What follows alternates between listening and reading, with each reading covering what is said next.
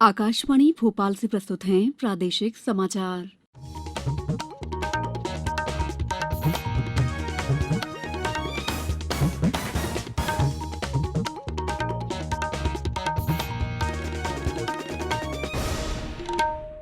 नमस्कार, समाचारों के साथ मैं दीपा सिंह। पहली 1 अप्रैल देश भर में 18 साल से अधिक आयु वर्ग के लिए सरकारी केंद्रों में निःशुल्क कोविड टीकाकरण अभियान जारी है। युवाओं से आग्रह है कि टीका जरूर लगवाएं और अन्य लोगों को भी इसके लिए प्रोत्साहित करें।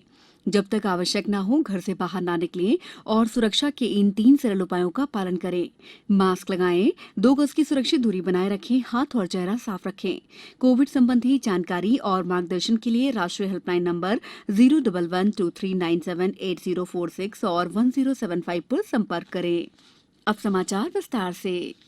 मुख्यमंत्री शिवराज सिंह चौहान ने आज भोपाल में डेंगू और मलेरिया की रोकथाम के लिए डेंगू से जंग जनता के संग प्रदेश व्यापी अभियान का हरी झंडी दिखाकर शुभारंभ किया। मुख्यमंत्री ने इस अवसर पर कहा कि जागरूकता से डेंगू के साथ ही अन्य संक्रामक रोगों को भी रोका जा सकता है।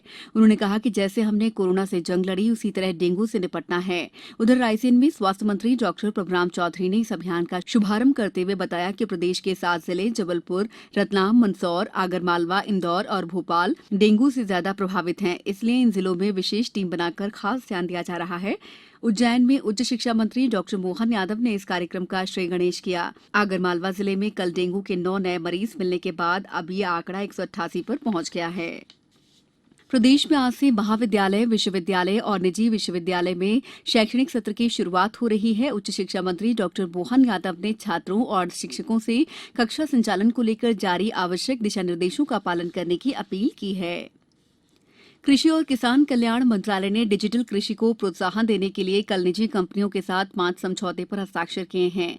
इस अवसर पर कृषि मंत्री नरेंद्र सिंह तोमर ने कहा है कि नई तकनीकों के इस्तेमाल से कृषि क्षेत्र का आधुनिकीकरण जारी रहेगा ताकि किसान अपनी आय बढ़ा सके। उन्होंने कहा कि इन समझौतों का उद्देश्य किसानों की आय बढ़ाना और उनकी उपज की रक्षा करना है।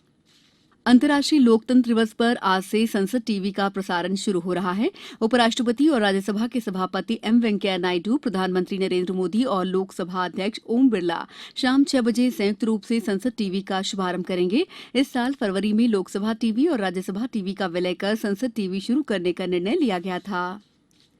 संयुक्त प्रवेश परीक्षा जेईई मेन के नतीजे घोषित कर दिए गए हैं। शिक्षा मंत्रालय ने बताया कि 44 उम्मीदवारों ने 100% अंक हासिल किए हैं और 18 उम्मीदवार पहले स्थान पर हैं। इस वर्ष जेईई मेन परीक्षा 4 चरण में आयोजित की गई थी। परीक्षा का पहला चरण फरवरी में, दूसरा मार्च में और तीसरा जुलाई में और चौथा चरण अगस्त सितंबर में आयोजित किया गया था। संयुक्त प्रवेश परीक्षा में कुल 9,34,602 उम्मीदवार बैठे थे। प्रदेश में कोरोना वैक्सीन की दोनों डोज लगवाने वाले व्यक्तियों की संख्या 1 करोड़ के पार हो गई है।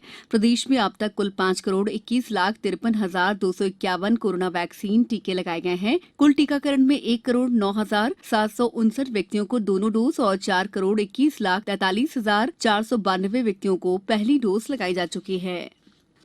प्रधानमंत्री नरेंद्र मोदी ने अभियंता दिवस पर सभी परिश्रमी अभियंताओं की सराहना की है। श्री मोदी ने एक ट्वीट में कहा है कि राष्ट्र निर्माण और इस धरती को बेहतर बनाने में उनकी भूमिका के प्रति आभार व्यक्त करने के लिए कोई भी शब्द पर्याप्त नहीं है।